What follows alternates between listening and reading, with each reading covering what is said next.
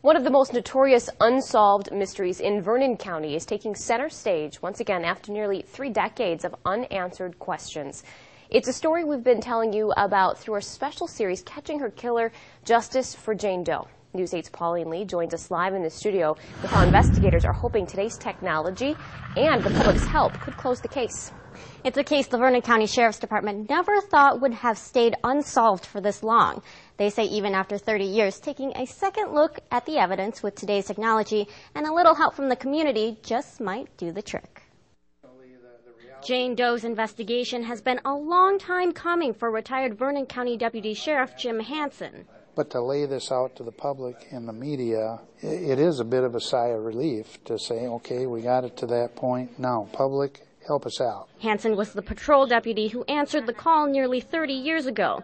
It's a call that still stays with him today. It sticks out in your mind, my mind, basically that a relatively elderly lady dumped at a roadside, dying a violent death.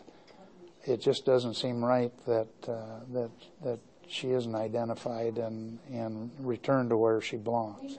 3 teens had found Jane Doe's body dumped on the side of Old Line Road about 4 miles south of Westby. She was brutally beaten and both of her hands were severed at the wrists. Whoever killed her went to some extraordinary efforts to conceal her identity. We need to go to extraordinary efforts to break through that and to identify her. Her identity and her killer still remain a mystery today, but Vernon County Sheriff John Spears hopes it won't stay that way for much longer. You know, it'd be easy to maybe step back and say, well, we did everything we could 28 years ago, but that's not the way this has been. Now, no one has ever sat on their hands on this investigation or this case. Investigators have spent the past 6 months updating the information in the case and having all of the evidence re-examined with today's technology.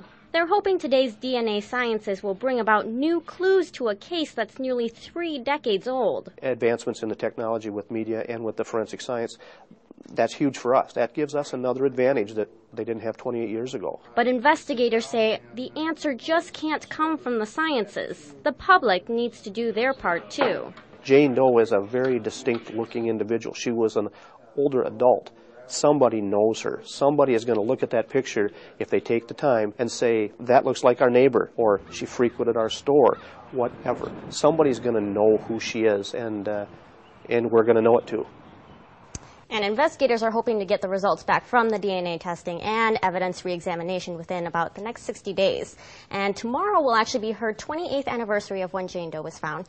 Investigators still stress any little tidbit of information may help. It may just be the right tip that will lead investigators to be able to identify Jane Doe and her killer. Yeah, and already your series has drummed up some tips, correct? It has. Spears said that he has already received 4 tips since our series has aired, and that is huge since their last tip that they received was back in 2010. So again, it's just the one tip that they're looking for, the right tip that will surface and hopefully get the ball rolling on this investigation. Yeah, hopefully today's technology will help them out. Okay. All right, thank you so much. Now you can catch all of the parts of Pauline's special series, Catching Her Killer, Justice for Jane Doe, on our website at news8000.com.